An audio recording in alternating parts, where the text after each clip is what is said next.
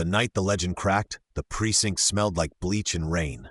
Somewhere down the corridor, a kennel door rattled, metal over concrete, the kind of sound that made even veterans pause mid-stride. Max used to own this hallway, pads silent, ears high, eyes bright as coins. He had dragged missing hikers out of riverbeds, tracked a kidnapper across 5 city blocks. Officers told rookies, "If you get Max, say thank you twice." Then came the raid. No one agrees on the exact second the world tilted, whether it was the flashbang that shattered the doorway, or the boot that kicked a crate, or the shadow that moved where no shadow should. They remember only the thunder of bodies, sting of tear gas, Max's bark cutting through it like a line to drowning men, a sharp crack, a yelp so short it felt stolen. After that, silence, heavy kind. He healed, at least on paper. Stitches out, bone mended, signed release. But something didn't knit right where a chart can't reach. The dog, who once waited for the word seek, now watched the world from behind his eyes like it was a place already lost. When a hand lifted a latch, Max lunged so hard the floor shuddered. His lips peeled, showing the memorized alphabet of his teeth. A low growl lived in his chest like a motor with no off switch. Handlers tried everything. Brisk commands, gentle ones. The good treats saved for miracles. Patience counted in hours that felt like years. Max answered with the same verdict, no. He wasn't choosing violence so much as refusing trust. And refusal, repeated, becomes a wall. By week's end, talk thinned to whispers. Can't be saved. Too far gone. Men who had run toward gunfire found new reasons to pass the K-9 wing, eyes on their phones. Sergeant Blake lingered longest, knuckles white on the chain link. "You were our sure thing," he said, voice small in the big echo. Max didn't look up. He stared past everyone at something only he could see, as if the betrayal wasn't theirs. It was the world's. The precinct had grown used to Max's rage, the metallic thunder of him throwing his body against steel. Most walked faster past the K-9 wing now, pretending the sound was just another broken thing in a building full of ghosts. But 2 boys never flinched. Liam and Noah, Harper's twins, drifted through those same halls with their white canes tapping rhythm like drumsticks, unhurried, unafraid. They had been born blind, eyes a shade too pale, lashes framing a horizon they would never see. Yet the boys seemed to notice everything others missed. They could tell who entered a room by the pause in a breath, the squeak of boots on waxed floors, the tremor in a laugh forced too quickly. Officers joked they were radar in sneakers. But beneath the jokes was a quiet respect, because Liam and Noah could feel moods before adults admitted to having them. Their father worried, of course. Harper had spent nights on raids and mornings in hospitals. He had seen what teeth and bullets do. Yet when the twins padded in after school, setting down backpacks, they listened to the kennels the way others listened to rain. Each bark to them carried layers, anger laced with grief, fear tucked behind volume. Where men heard threat, they heard a question. "Are you safe? Will you hurt me too?" It was Noah who first tilted his head toward Max's cage one evening. The air was heavy with disinfectant, and Max's growl had been rolling for minutes, deep, unbroken. But Noah smiled faintly, as if catching a note in a song no one else knew. "He's not bad," he whispered to Liam. "He's scared." Liam nodded, palm brushing the air until it found his brother's shoulder. The twins always moved like this. 2 halves of the same heartbeat. They didn't see the flinch in Officer Miller's jaw when Max slammed the bars again, but they heard it, the hiss of breath, the muttered curse. They didn't see their father's shoulders tense, but they felt the silence drop between his words. And still, Liam leaned close, whispering, "We have to meet him." His voice carried no bravado, no child's thrill of danger. It was softer, steadier, a kind of certainty born only in darkness.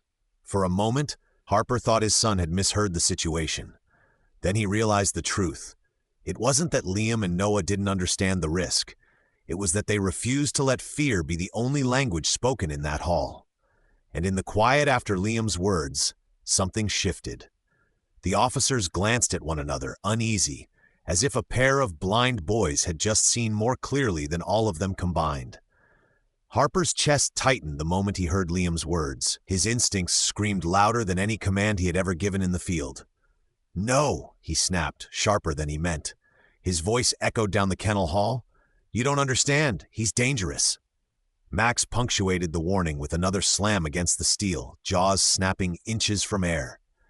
The noise rattled the lights overhead, but Noah didn't flinch. He simply reached out until his small hand found his father's wrist. His touch was steady, the way a blind child learns to anchor himself in a shifting world. He shook his head. "Dad," he said, his voice quiet, certain, "if everyone turns their back on him, who will give him a chance?" The question sliced deeper than Harper expected. He had seen officers leave Max's wing with eyes hard, lips pressed. He had even heard talk in the locker room, retirement if lucky, euthanasia if not, words no one wanted to say out loud.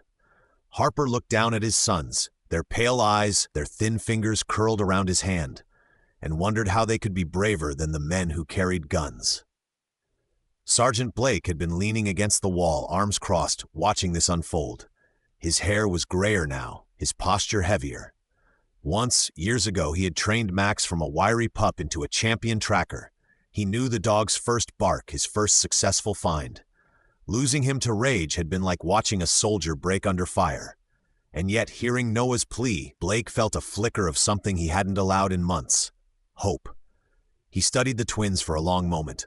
They stood in front of Max's cage with no sight, no armor, only belief. The veteran cleared his throat. "You know what you're asking?" His voice was rough, like gravel. "That dog could kill a man if he wanted." Liam tilted his head toward the sound, his expression calm, almost knowing. "He doesn't want to," he said simply. The room went still. Officers who had written Max off exchanged glances. No one spoke. No one wanted to be the first to admit that maybe the blind boys had seen something all of them had missed. Finally, Blake pushed himself off the wall. His boots scraped against the concrete, slow, deliberate. He looked at Harper, not at the boys. "Maybe," he said at last, softer than a prayer, "we let them try." The words landed heavy. They weren't permission, not yet. They were the crack of a door that had been nailed shut. Harper's jaw clenched. Fear churned in him like a storm. But deep inside, against his own will, he felt something else begin to stir. Something he hadn't dared feel about Max in months. The possibility of redemption. And that possibility, spoken aloud by the man who knew Max best, was enough to keep anyone in the room from saying no. The corridor stretched ahead like a tunnel carved from stone, every footstep bouncing back in nervous echoes. Liam and Noah tapped their white canes in rhythm, each click striking the concrete like a drumbeat that measured courage instead of time. The officers trailing behind them kept their distance, breath shallow, hands hovering near holsters, though none of them wanted to admit it. They had faced armed suspects, meth houses, dark alleys. But this felt different. This felt like stepping into the lair of something broken and unpredictable. Max's growl reached them before they even saw the glint of his cage. It rolled down the hallway, deep and resonant, vibrating through the soles of their shoes. The hairs on Harper's neck rose. His father's instinct roared to life. His hand shot forward to pull the boys back, to shield them with his body. But before he could, Liam lifted his chin, his face calm, almost serene. "I hear him, Dad," he said softly, and the faintest smile tugged at his lips. "He's saying, stay away. But he's also saying, please, don't leave me alone." The words cracked through the tension like lightning. The officers froze, exchanging uncertain glances. They had heard only menace in the growl, a warning drenched in rage. But the blind boy had plucked out something they hadn't even considered. That inside all that fury was a plea. Harper's throat tightened. He wanted to argue, to insist that his sons didn't understand what they were walking into.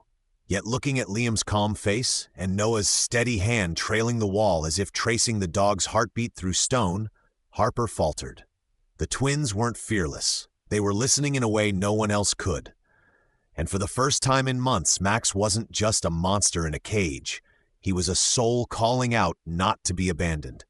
The growl came again, but now it sounded less like thunder and more like grief echoing off cold steel.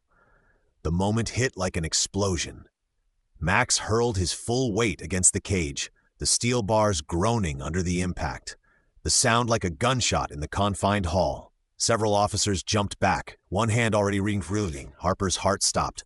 For an instant, he saw his sons crushed beneath fury and muscle. His body tensed to grab them, to end this madness before blood spilled. But Liam did not move, his hand lifted, steady as stone, reaching out into the charged air.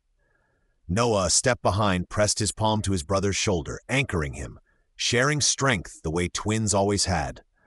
And together, as if guided by one heartbeat, they leaned closer to them and whispered a single word: friend. The word was not loud. It carried no authority, no command drilled into dogs by years of training. It was soft, almost fragile, like a secret meant for one set of ears only. Yet it carried more weight than all the orders Max had ever known. The corridor fell silent. Even the hum of the fluorescent lights seemed to dim.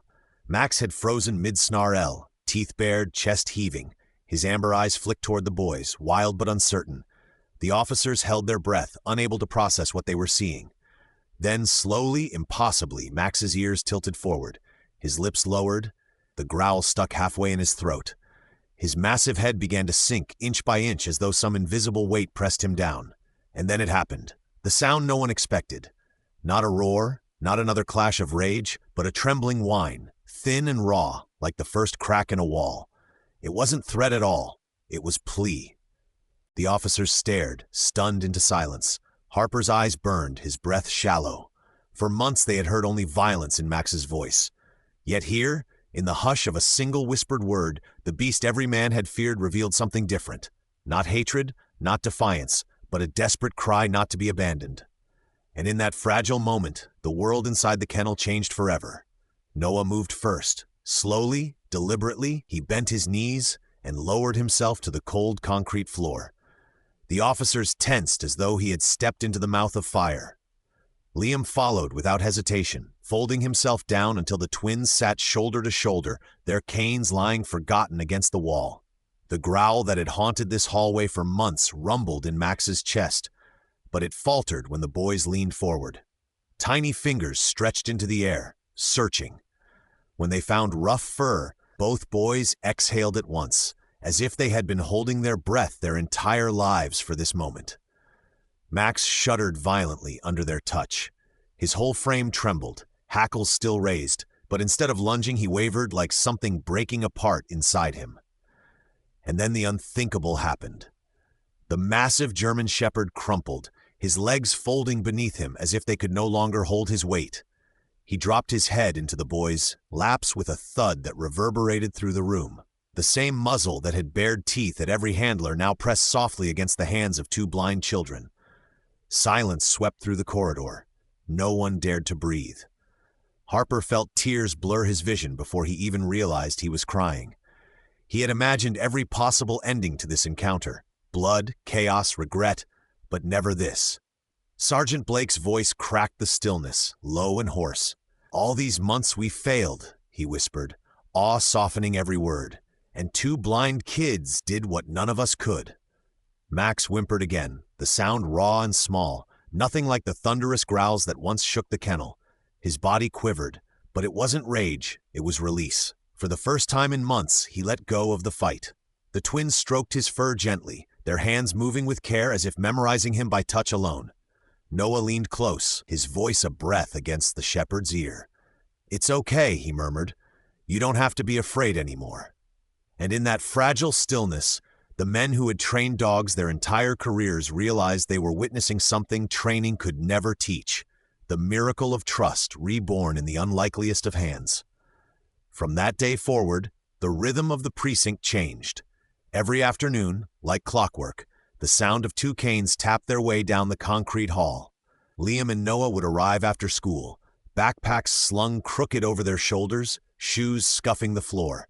They never carried treats, never held leashes, never barked commands the way officers did. Instead, they came with something rarer: unshaken patience. They sat cross-legged outside the kennel, sometimes humming, sometimes telling each other stories only they seemed to understand, sometimes just being silent. And in that silence, Max began to breathe differently. At first, the change was subtle, almost invisible to those who had already given up hope. His growl no longer rumbled the moment the door latch clicked.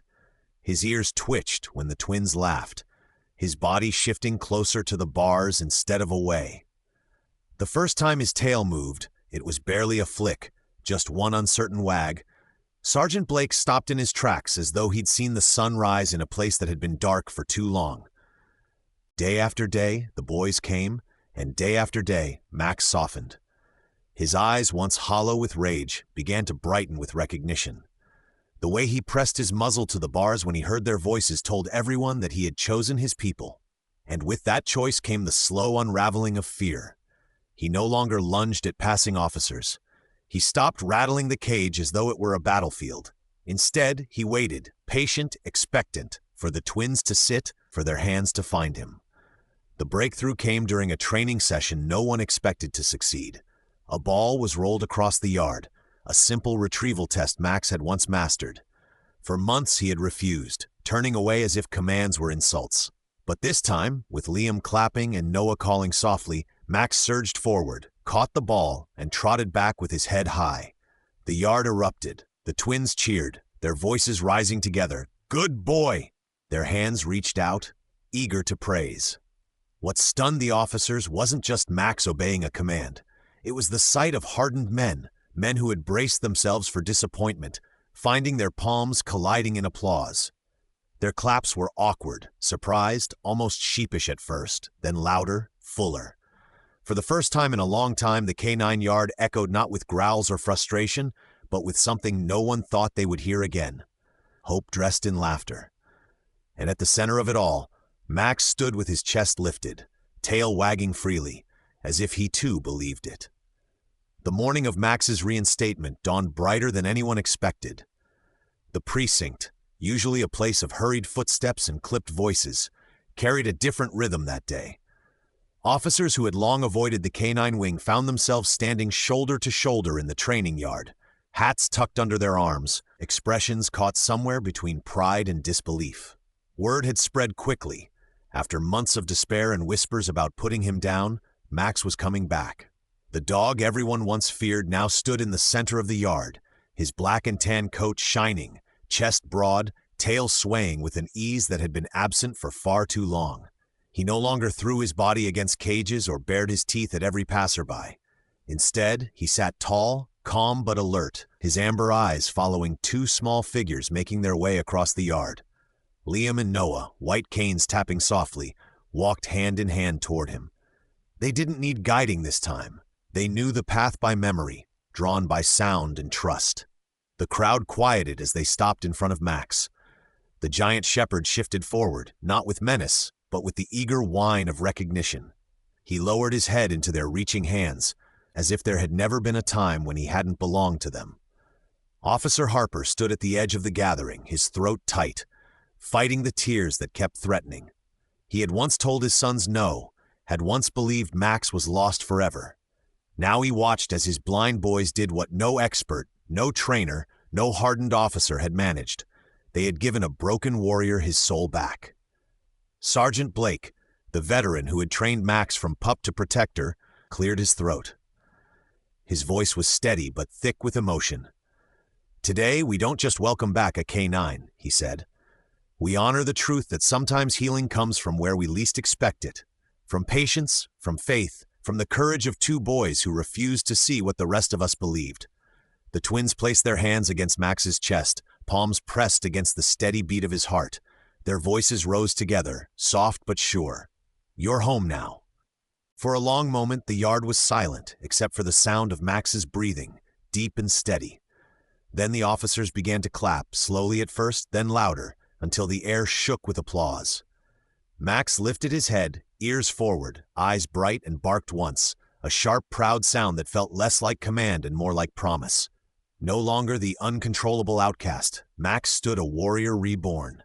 He had been pulled back from the darkness not by force or fear, but by two blind boys who had seen what no one else could. That behind rage often lies sorrow, and behind sorrow a heart still waiting to trust. And in that moment, every man and woman in uniform knew the truth, that sometimes the bravest eyes are the ones that cannot see.